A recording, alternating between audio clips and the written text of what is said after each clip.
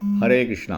தெய்வ திரு ஆச பக்திவேதாந்த சுவாமி ஸ்ரீல பிரபுபாதர் விரிவான பொருள் உரைகளுடன் அருளிய ஸ்ரீமத் பாகவதம் காண்டம் 3 பகுதி 1 பராமரிப்பு அத்தியாயம் 2 பகவான் ஸ்ரீ கிருஷ்ணரின் நினைவு 3ஆம் பதம். சகதம் சேவையா தஸ்ய காலேன ஜரசம் கத பிருஷ்டோ வார்தாம் பிரதிப்ரூயாத் பர்துபாதாவ் அனுஸ்மரன். மொழிபெயர்ப்பு. இவ்வாறாக உத்தவர் சிறுவயதிலிருந்தே பகவானுக்கு தொடர்ந்து தொண்டு செய்து வந்தார்.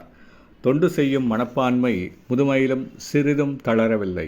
பகவானை பற்றிய செய்தி அவரிடம் கேட்கப்பட்ட உடனேயே அவரை பற்றி அனைத்தையும் உடனே அவர் நினைவு கூர்ந்தார். பொருளுரை. பகவானுக்கு செய்யும் திவ்யமான தொண்டு பௌதிகமானதல்ல.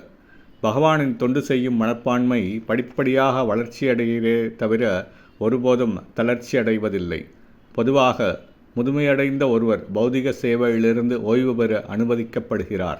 ஆனால் உன்னதமான பகவத் தொண்டில் ஓய்வு பெறுவதற்கு சிறிதும் இடமில்லை. மாறாக வயது முதிர தொண்டு செய்யும் மனப்பான்மை அதிகரித்து கொண்டே போகிறது. பகவானின் உன்னதமான தொண்டில் சலிப்பே ஏற்படுவதில்லை என்பதால் அதில் ஓய்வு பெறுவதற்கும் இடமில்லை. தேகத்தால் பௌதிக சேவை செய்து களைப்படைந்த ஒரு மனிதன் ஓய்வு பெற அனுமதிக்கப்படுகிறான். ஆனால் உன்னத தொண்டில் களைப்பே ஏற்படுவதில்லை. ஏனெனில் அது ஆன்மீக தொண்டாகும், உடல் மட்டத்தில் உள்ளதல்ல. உடல் மட்டத்தில் உள்ள செயல் வயது முதிர்ச்சியினால் படிப்படியாக நலிவடைந்து விடுகிறது. ஆனால் ஆத்மா முதுமையடைவதே இல்லை என்பதால் ஆன்மீக படித்தரத்திலுள்ள சேவைகள் களைப்பை ஏற்படுத்துவதில்லை. உத்தவர் வயது முதிர்ந்தவராக இருந்தார் என்பதில் சந்தேகமில்லை. ஆனால் அவரது உற்சாகம் முதுமையடைந்தது என்பது அதன் பொருள் அல்ல.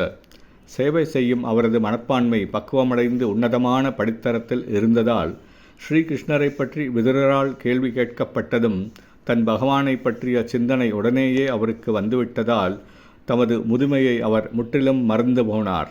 இதுவே பகவானுக்கு தூய பக்தி தொண்டு செய்வதற்குரிய அடையாளமாகும். இது தம் தாயான தேவஹூதிக்கு பகவான் கபிலரால் அளிக்கப்பட்ட உபதேசங்களில் பிறகு விவரிக்கப்படும். லக்ஷணம் பக்தி யோகஸ்ய.